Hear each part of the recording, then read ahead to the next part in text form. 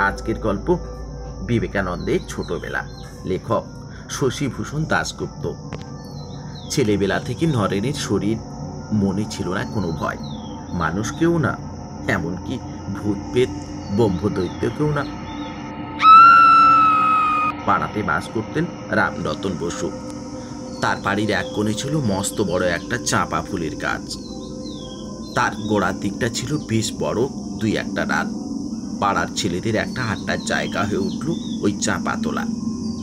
ওখানেও কিছু সর্দার হলেন নরেন। তারা সব চাঁপা ফুল তুলতে আসে না, তারা গাছের শক্ত মোটা ডালে দোল খায় আর সেখান থেকে ডিগবাজি খেয়ে পড়ে মাটিতে। রামরতন বাবুর এ হয়েছে এক অশান্তি।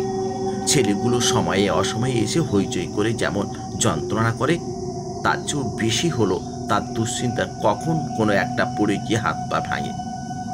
তিনি বকুনি দিয়ে দেখেছেন, স্থায়ী ফল কিছুতেই হচ্ছে না। একদিন রামরতন বাবুর মাথায় এক বুদ্ধি এলো।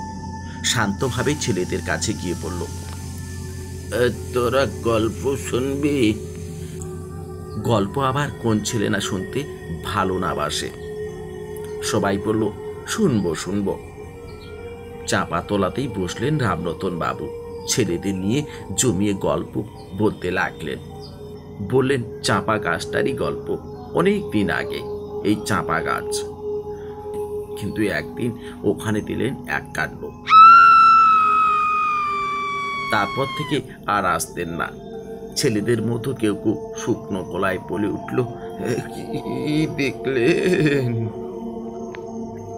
না, সেসব শুনলে তোরা আবার ভয় পাবি। ছেলেরা বলল, আরে বলুন না একবার। রামরতন বাবু চোখ দুটো গোল পাকিয়ে বললেন, দেখলাম ওই গাছটার ডালে একটা ব্রহ্মদৈত্যী। নরেন বলল, কিরকম চেহারা? সে ভয়ানক চেহারা। নিশিতি রাতে একখানা সাদা চাদর মুড়ি দিয়ে ঘুরে বেড়ায়, আর যারা এই চাঁপা গাছটা চড়ে তাদের ঘাট মটকে দেয়। গল্প শুনে কেউ কেউ আর মুখে কোনো শব্দ না করে যে যার বাড়ি চলে যায়। 2-4 দিন চাঁপাতলায় ছেলেদের আর পাত্তা পাওয়া গেল না। বুড়ো রামরতন বাবু মনে মনে ভাবলেন, যাক, ওষুধে কাজ হয়েছে। একদিন বিকেল বেলায় পাড়ার ছেলেরা নরেনকে খুঁজে পাচ্ছে না।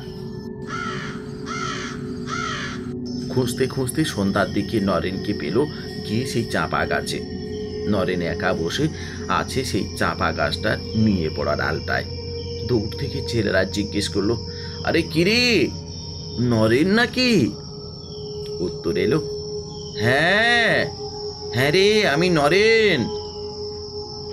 ছেলেরা বলল, কি করছিস ওখানে?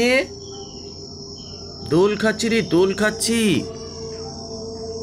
ছেলেরা দূর থেকে থমকে দাঁড়িয়ে রইল। নরেন এক লাফে নিচে এসে বলল, গাধাগুলো, ব্রহ্মদৈত্যীর নাম শুনে তোরা একদম ভয় পেয়ে ঘাবড়ে গেছিস?